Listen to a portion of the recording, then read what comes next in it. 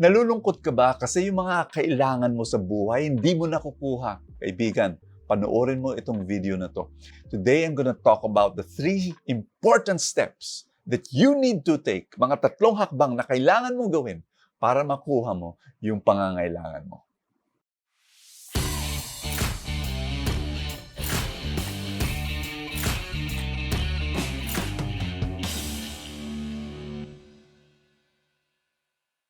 Alam mo, maraming tao, ang pananaw nila sa buhay, parang sit-down dinner. Naka-attend ka na ba ng isang formal na wedding reception o kaya formal na birthday party? En grande, yung uupo ka na lang sa silya, tapos sa lamesa may plato, may fork, may spoon, may baso.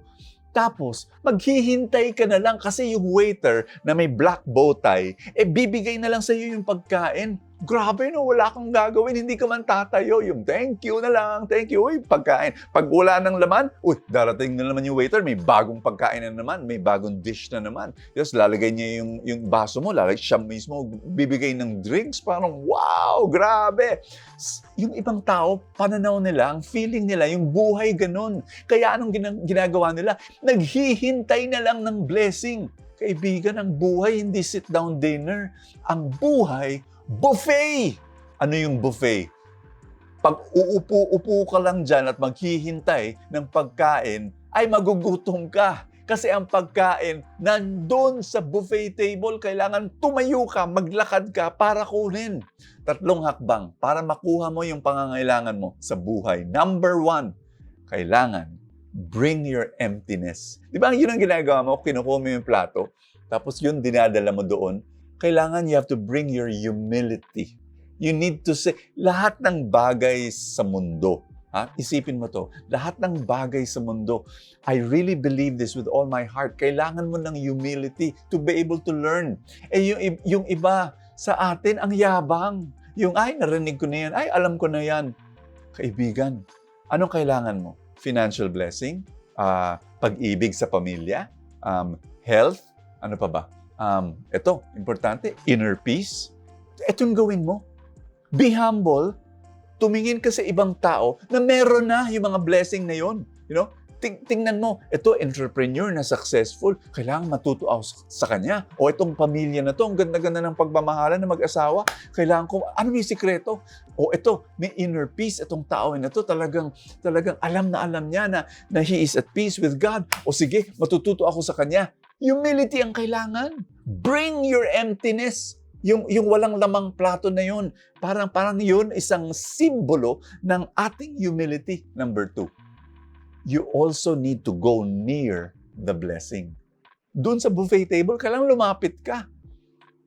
Parang ganito Maraming tao nagdadasal, Lord, pahingi ng blessing. Lord, pahingi ng blessing. Please, Lord, financial blessing. Pahingi ng pera, Lord. Tapos, after a while, Lord, wala pa. Bakit ganun? Hindi ka naglakad, hindi ka pumunta doon. Tapos, yung ganito, akala ng mga tao parang automatic, nagdasal ka, ibe-bless yung trabaho mo, ibe-bless yung business mo. Teka muna. God will teach you through your failures. Marami sa atin, hindi nagdasal ako, bakit nag-fail? Teka muna, the best teacher is failure.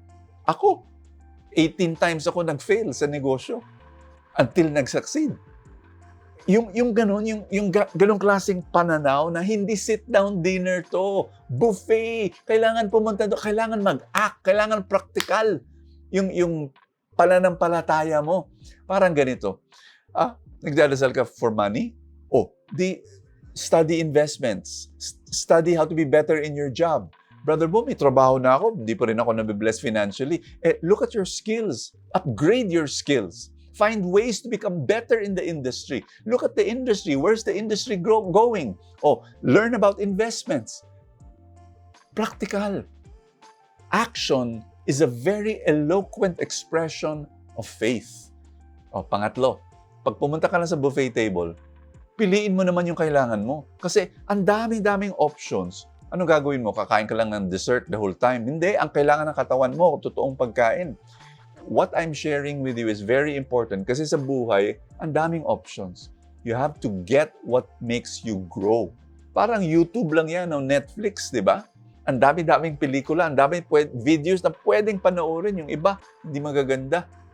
Kunin mo yung pinaka-best para sa buhay mo, katulad ng full tank, di ba? Friend, ang gospel for today is this woman who was bleeding. May sakit siya. Matagal na. Tinignan niya si Jesus, nakita niya. Sinabi niya, kung if I touch His cloak, I'll get healed. And dami-daming tao na nakapaligid sa kanya. Diba? She tried her best. She walked, she crawled, she found a way. Yun ang imagination ko eh. Until she was able to touch Jesus. Ayun, gumaling siya. Ang galing, diba? Yung blessing nandun. Lapit ka. May mga obstacle. Hindi bahala na. Be unstoppable to touch and receive the blessing. Can I pray for you? In the name of the Father, Son, and the Holy Spirit. Panginoon, pakibless yung kaibigan ko. Lord, bigyan mo siya ng lakas ng loob at tapang para tumayo, become humble, maglakad papunta sa blessing.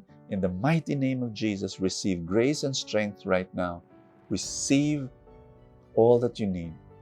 Amen and amen. In the name of the Father, and of the Son, and of the Holy Spirit. Amen! Ay nako, it's so good. So good. Full tank is so wonderful. Thank you so much for joining me. Kaibigan, I talked about business a while ago. I'm giving a seminar. If you want to start your own business, malapit na.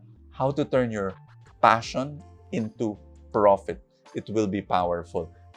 I-click mo yung link sa description and find out more about that seminar. At kung ikaw ay babae na naghahanap ng spiritual nourishment, ang aming all-women's conference is coming very soon. And join us if you want spiritual nourishment and spiritual growth. Click the link on the description below. God bless you. I will see you tomorrow.